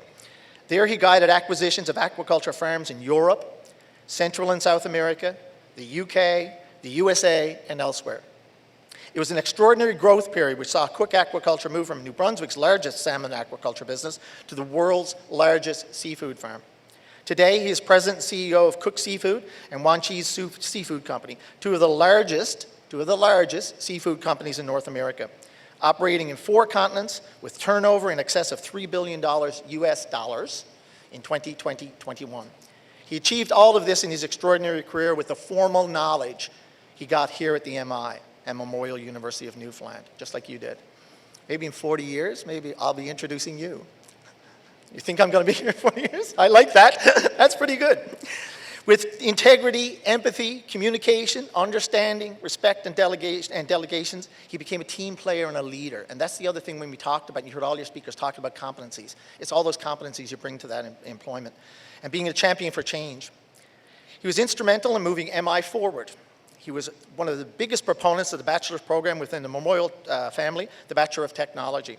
The B-Tech has opened even more doors for our diploma graduates. But Ross is not just a proven recruiter for the program. This year, he's on track to get his own Bachelor of Technology, which I think is absolutely brilliant.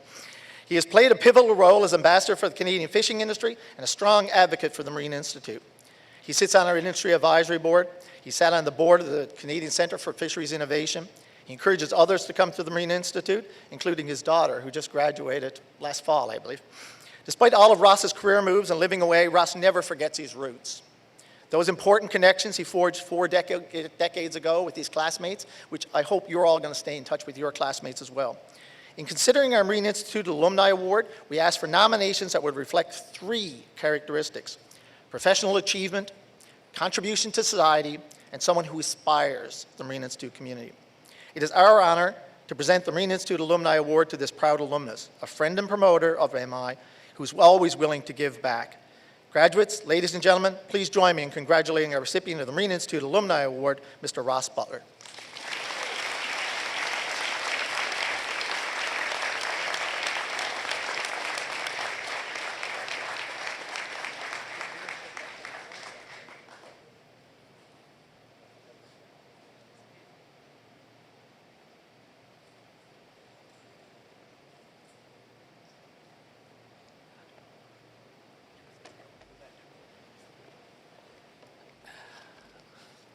Well, it's always great to be back on the rock.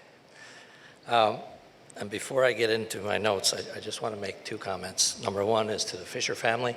I was very fortunate, and amongst the people who knew Peter very well, and had the great pleasure to work alongside him in many different ways in my long association with the Marine Institute, and we certainly miss him. And to the music that we had, I think that's a fabulous addition to this particular function. And it's rather ironic because the morning that Dr. Shea, and I'll call him Rob from this point onward, called me, I was sitting on my back deck, as I usually am on Saturday mornings, listening to the VOCM Newfoundland show.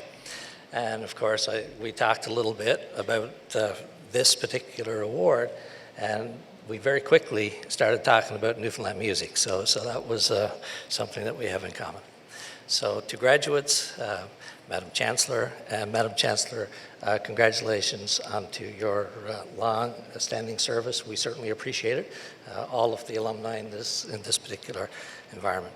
President and Vice Chancellor Dr. Simmons, Minister Osborne, Vice President Dr. Shea, Vice President Ms. Brown, Associate Vice President Dr. Clark, and I'd be remiss to say that Dr. Clark was certainly not only instrumental in arranging all of this, but also, and I've already thanked her today, helping our daughter who just graduated with her master's in her transition to the Marine Institute as well. Associate Vice President Laurie Skinner, faculty, staff, and guests. I would like to express a deep gratitude and appreciation as I'm humbled to be here today to accept this award, having spent the past 4 decades working closely with the Marine Institute. And I must tell you, though, that I was absolutely thrilled when Dr. Shea, or Rob as I continue to call him, offered me this opportunity to address the graduating class. So I'm going to focus my address on a few messages that I would like to pass along to you, the graduates. 40 years ago, my graduating class walked across a similar stage at the College of Fisheries on Parade Street. And just earlier today, I drove past that old campus and showed my son where I attended the college. And we accepted, of course, our diplomas of technology. And a lot has changed over the past 40 years, certainly at Marine Institute, but also within our marine industries. And my first message to all of you as graduates is to be accepting of change and to seize that moment. You'll need to accept that change because the one constant that you're going to find, or at least from my experience, is that what is normal is change.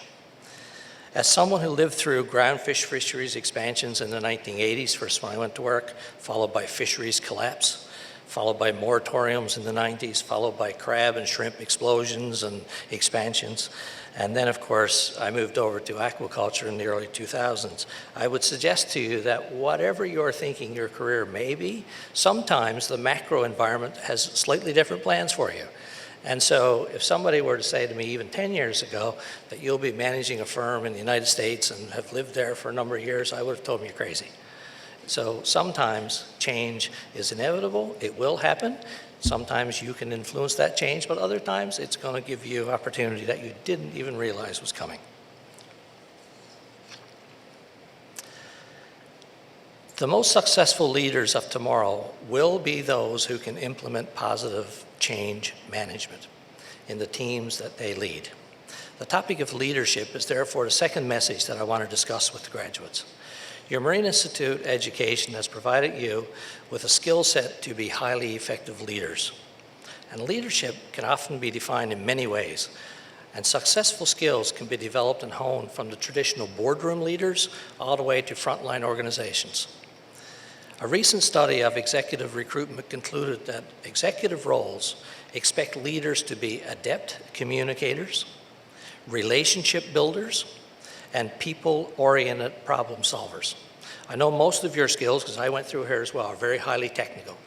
But this really says that on top of those, it's your people management skills that will allow you to move forward and be true leaders in your field. And my experience certainly reinforces and agrees with this conclusion, but I would go one step further and say that all managerial roles require this skill set to be highly effective managers and leaders. And so I would encourage you, therefore, to continue developing your leadership skills, both formally, such as enrolling into the new Marine Institute Certificate in Leadership, and informally through keen observation and study of highly effective leaders. I would encourage you to also volunteer your leadership talents to your local towns and communities, to service clubs, to churches, to charities, and whatever else in your environment that may need leadership talent.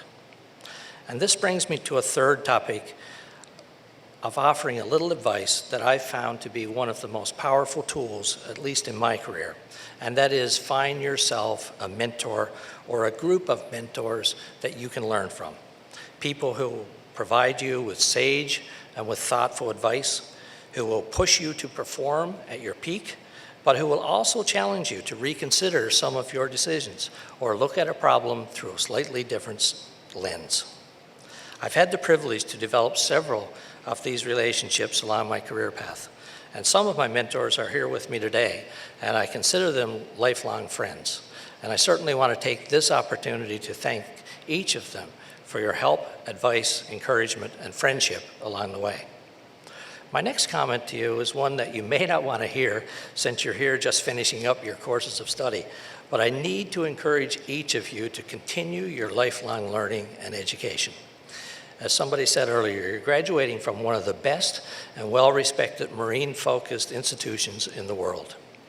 And both Marine Institute and Memorial University work very hard to build pathways for those of you wanting to continue your higher education by introducing transitions from technical training programs all the way through to PhD programs. And a core building block was the development of the Bachelor of Technology, which many people like me fought long and hard to encourage the government, Marine Institute, and MUN to build. So please use those programs to build on your own current success. Now, as a manager, a tool that I've found serve me very well is to know your own strengths and weaknesses. And believe me, we all have them.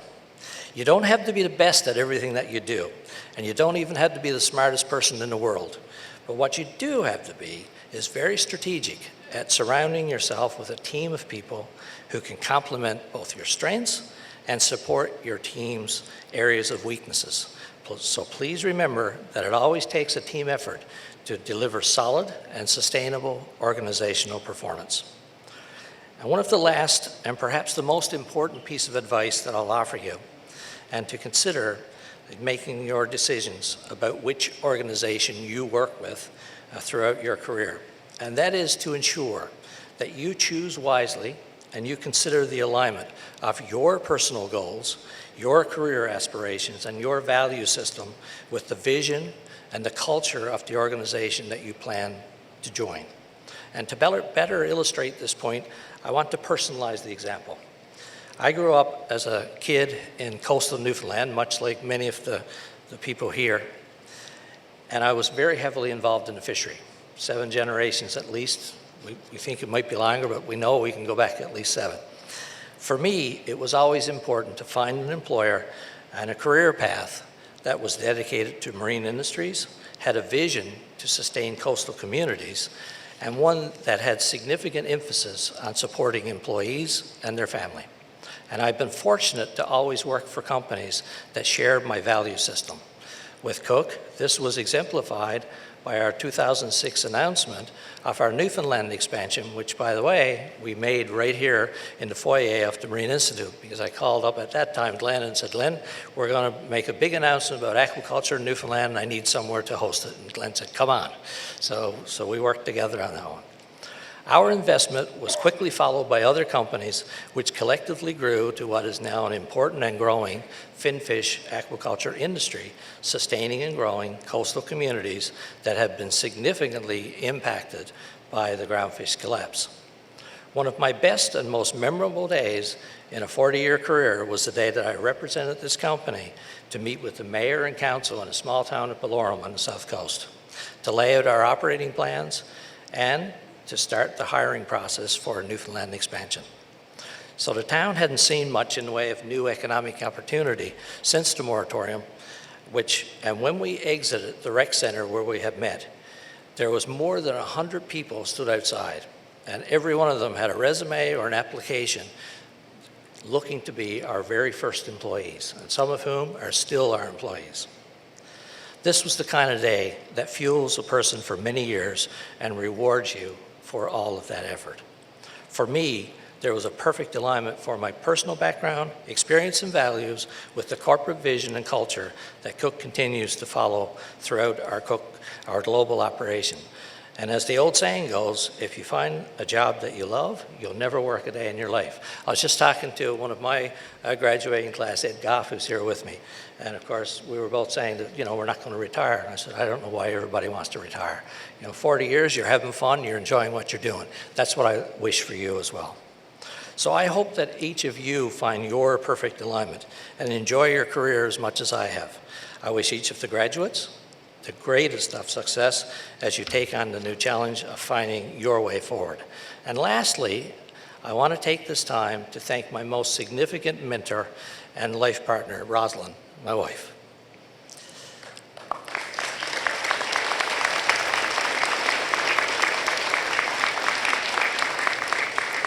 She has been unwavering in her encouragement and support over the past 40 years. And by the way, she was here at my graduation with me, but as my girlfriend at that point.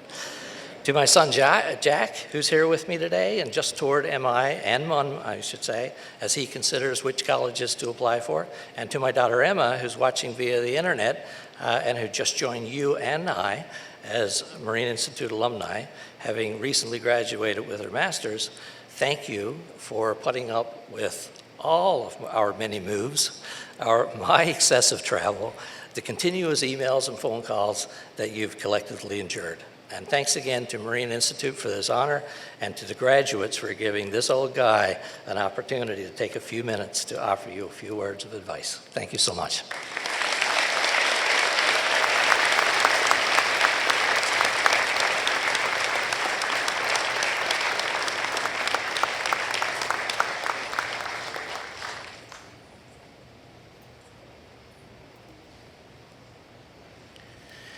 Thank you very much, Mr. Butler, for your address. There's definitely some excellent advice in there for our graduates and for everybody in the room. And congratulations on this well-deserved honor. On behalf of management, faculty, and staff, I congratulate all our graduates once again on your achievements. We recognize that many of you have undertaken significant personal change and sacrifice during your time here. Many of you left home for the first time or entered post-secondary or advanced diploma programs for the first time.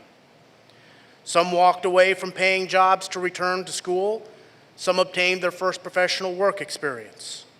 Some took temporary leave of family, spouses, and children outside St. John's, and others raised children while they were in school. You have faced great challenges inside and outside of Marine Institute, not to mention the pandemic, and you have persevered and succeeded. And I know for a fact that you did have some fun and met some lifelong friends along the way. Through it all, your loved ones have been with you every step of the way, either here in St. John's or back home. This journey would not have been possible without their support in its many forms, be it a reassuring conversation, a care package, or just a low-stress environment. That type of generosity is difficult to repay, but perhaps we can start here now with a small gesture. Graduates, as is our graduation tradition, I would like you to stand, turn and face your loved ones, and offer a round of heartfelt applause.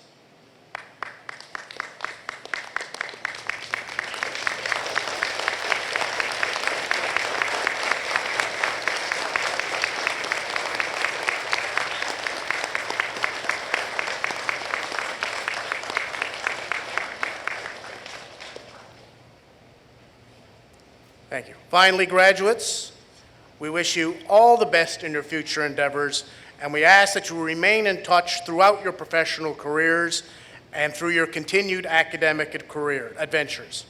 We really would like to hear from you as you carry on into the future. With that, we are very nearly ready to bring graduation to a close, but I do have a couple of very quick housekeeping items, and then I need to call on Dr. Shea one last time. So first, if we could have our medal winners stick around for a photograph. We do have a reception downstairs, as many of you are aware, that will probably start in 15 or 20 minutes, so that gives you some time to get some pictures done outside. No need to rush. Chef Haynes and his team have got a real treat in store, I'm sure. And it is downstairs over the in the basement where the cafeteria is, and there is an elevator for anyone who feels that they need to avail of it. And so finally, our last item is Dr. Shea's right here. Please go right ahead.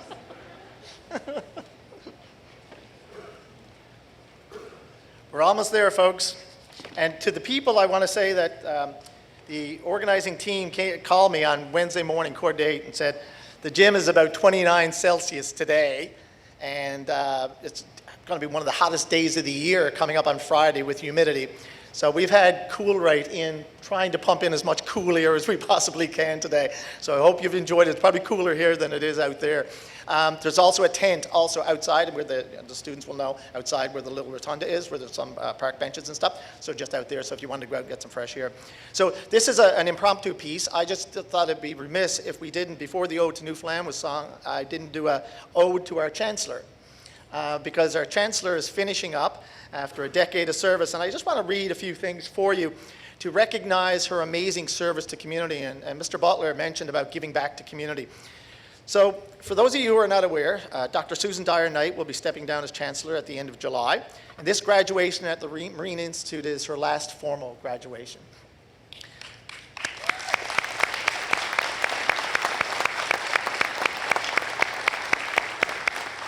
Dr. Dyer Knight was appointed as Chancellor Memorial in 2012, the first woman ever to serve as Chancellor of Memorial University of Newfoundland and Labrador.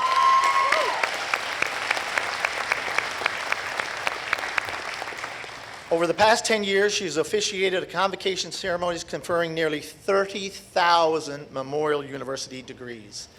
And I can assure you that she shook every hand that she possibly could. Because it was absolutely amazing. Her time as Chancellor saw a significant period of growth in graduate and international students at Memorial, with the alumni family growing to more than 100,000 alumni, which you are all a part of now. Dr. Dyer Knight is a Memorial alumna, holding bachelor degrees in music and music education, as well as an honorary doctorate of law degrees. She also holds a Master of Arts degree in music education from St. Thomas University, Minnesota, and a PhD from the University of London. She is also the founder and Artistic Director Emerita of Shalloway Youth Choir of Newfoundland and Labrador.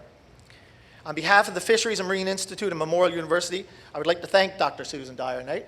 I'm not going to look at you either because I'm going to get very sooky again, for her contribution to the growth and well-being of Memorial University, and wish her well as she enters the next chapter of your life. You truly have been an inspiration to thousands of people by your service, your work, and your mentorship. Graduates, ladies and gentlemen, please join me in thanking Dr. Susan Dyer Knight for her outstanding service.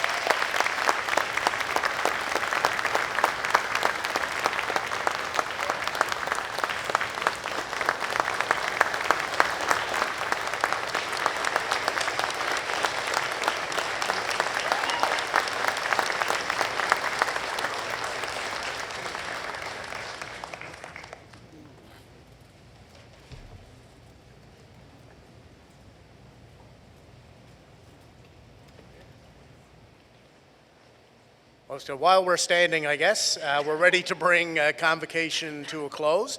I would ask that everybody please wait until the podium group leaves and then the graduates leave, and then we can all proceed outwards. And now we'll finish with the Ode to Newfoundland. Thank you, everyone, and congratulations.